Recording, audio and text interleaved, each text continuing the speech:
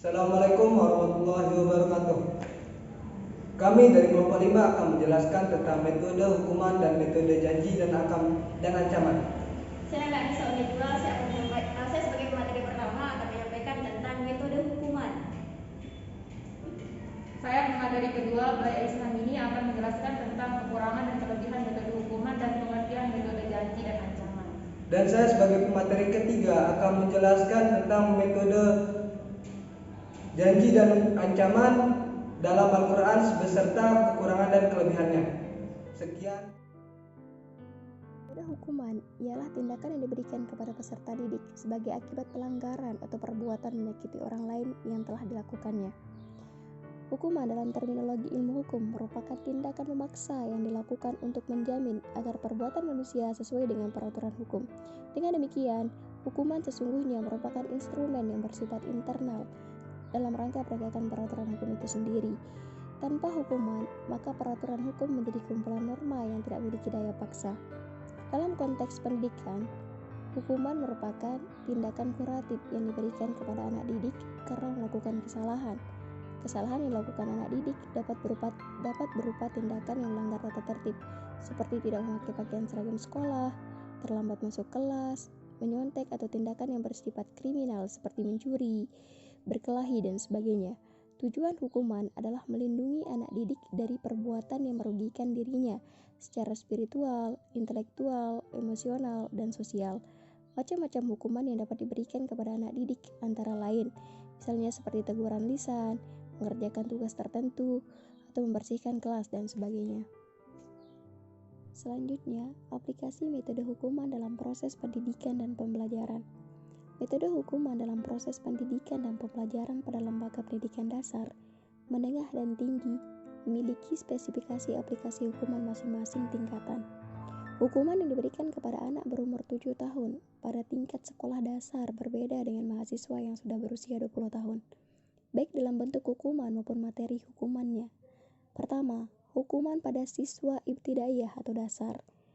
Dengan cara pemberian hukuman pada tingkat dasar harus ekstra hati-hati bagi para guru, karena pada dasarnya psikologi mereka lebih banyak diberikan keceriaan daripada kesedihan. Usia anak ibtidaiyah atau dasar adalah usia penataan hal-hal yang baik, dan ketika ada sesuatu yang kurang baik, maka mereka tidak mesti diberikan hukuman berat, melainkan diberi hukuman ringan saja.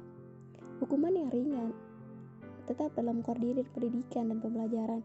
Misalnya, anak terlambat datang ke sekolah 3 kali berturut-turut, sudah dapat diberikan hukuman berupa wajib menghafal surat pendek. Yang kedua, hukuman pada siswa madrasah sanawiyah. Pemberian hukuman kepada tingkat menengah pertama sudah mulai diberikan agak keras sesuai tingkat pelanggarannya.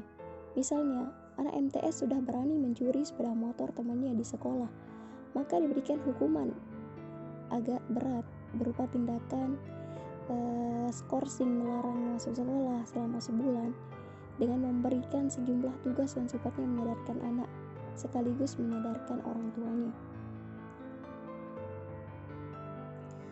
Selanjutnya yang ketiga, hukuman pada siswa madrasah aliyah. Pemberian hukuman pada tingkat menengah atas sudah dapat diberikan hukuman yang berat, terutama masalah menyangkut kriminal, seperti pembunuhan berencana, maka siswa tersebut wajib berurusan dengan polisi dan terancam masuk penjara. Namun, jika pelanggaran masih berkaitan dengan kenakalan sebatas dalam sekolah, misalnya memukul teman dengan menggunakan parang atau benda tajam, maka dia wajib diskor dengan hukuman berat, sebab dia sudah mengancam nyawa orang lain. Hukuman bisa berupa larangan masuk sekolah selama 2 bulan. Yang keempat, hukuman pada mahasiswa di perguruan tinggi. Pemberian hukuman pada tingkat tertinggi tetap dalam koordinir pendidikan dan pelajaran selama mereka berada di bangku kuliah, kecuali masalah berat seperti pembunuhan berencana atau merakit bom, sehingga banyak korban manusia meninggal dunia, atau kasus-kasus lainnya. Jika demikian perilaku mahasiswa tersebut, maka hukumannya sangat berat, sebab sudah menghilangkan banyak nyawa manusia. Dan hukumannya adalah hukuman mati. Jadi, berdasarkan berbagai ragam pemberian hukuman pada siswa dan mahasiswa sesuai tingkat kesalahan dan umur mereka, maka pada dasarnya mereka dihukum hanya untuk memberikan efek jera kepada manusia yang cenderung melanggar aturan dan ketentuan yang sudah disepakati.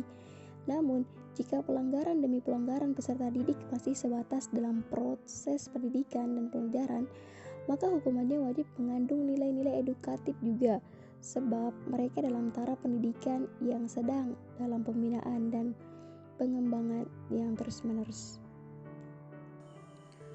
Kelebihan dan kekurangan metode hukuman dalam proses pendidikan dan pembelajaran. Kelebihan metode hukuman antara lain yaitu menyadarkan peserta didik bahwa orang yang bersalah pasti memperoleh hukuman dan sekaligus memberikan efek jera agar tidak melakukan pelanggaran berikutnya.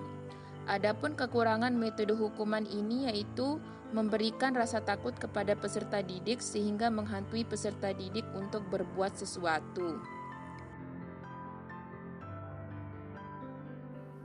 Pengertian metode janji. Menurut Kamus Besar Bahasa Indonesia, janji artinya yang pertama ucapan yang menyatakan kesediaan dan kesanggupan untuk berbuat seperti hendak memberi, menolong, datang, dan bertemu. Yang kedua, persetujuan antara dua pihak masing-masing menyatakan kesediaan dan kesanggupan untuk berbuat atau tidak berbuat sesuatu. Yang ketiga, syarat atau ketentuan. Yang keempat, penunda waktu. Dan yang terakhir adalah batasan waktu. Tarhib atau metode janji yang disertai dengan bujukan dan membuat senang terhadap sesuatu yang maslahatan terhadap kenikmatan atau kesenangan akhirat yang baik dan pasti secara bersih dari segala kotoran, yang kemudian diteruskan dengan melakukan amal soleh dan menjauhi kenikmatan selintas, yang mengandung bahaya dan perbuatan buruk atau maksiat kepada Allah Subhanahu wa Ta'ala. Dan dipaparkan ayat secara khusus yang menjelaskan janji Allah kepada orang-orang beriman berupa surga, sebagaimana dalam surah Al-Qalam ayat 34 yang artinya, sesungguhnya bagi orang-orang yang bertakwa disediakan surga-surga yang penuh kenikmatan di sisi Tuhannya. Bahkan Al-Quran ada beberapa surah yang memberitakan fasilitas surga bagi orang yang mukmin secara panjang lebar dalam surah Al-Waqiah dan surah Al-Ghasyiyah. Ilustrasi gambar mengenai metode ancaman. Metode ancaman ini sering dipakai oleh guru dengan cara memberikan ketakutan atau ancaman kepada peserta didik apabila melakukan atau melanggar sesuatu yang dilarang. Contohnya itu ketika kita belajar ilmu fikih tentang orang yang mencuri dipotong tangannya. Hal ini berdasarkan dalam Quran surah Al-Maidah ayat 38 yang artinya, laki-laki yang mencuri dan perempuan yang mencuri, potonglah tangan keduanya sebagai pembalasan bagi apa yang mereka kerjakan dan sebagai siksaan dari Allah. Dan Allah Maha Perkasa lagi Maha Bijaksana. Potong tangan ini merupakan sanksi yang sangat mendasar dalam kasus pencurian. Oleh karenanya, tidak hapus hanya dengan pemaafan, baik dari korban itu sendiri maupun dari penguasa. Sanksi ini tidak boleh diganti dengan sanksi lain yang lebih ringan daripadanya. Hal ini berdasarkan dalam hadis Rasulullah SAW riwayat Imam Muslim dari Aisyah radhiyallahu anha, sesungguhnya Rasulullah SAW bersabda, apakah engkau meminta syafaat dari had-had Allah?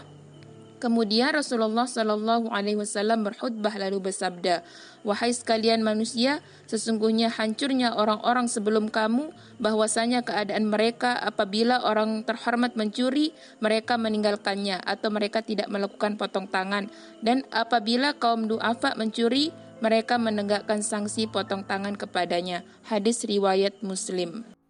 Kelebihan dan kekurangan metode tarhib dan tarhib.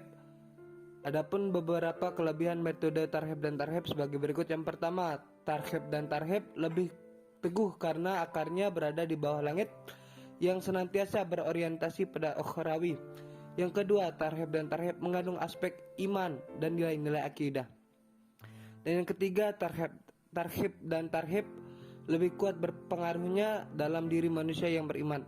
Adapun kelemahan metode janji dan ancaman antara lain sebagai berikut. Yang pertama, targhib dan tarhib kurang dapat dilihat secara langsung akibatnya.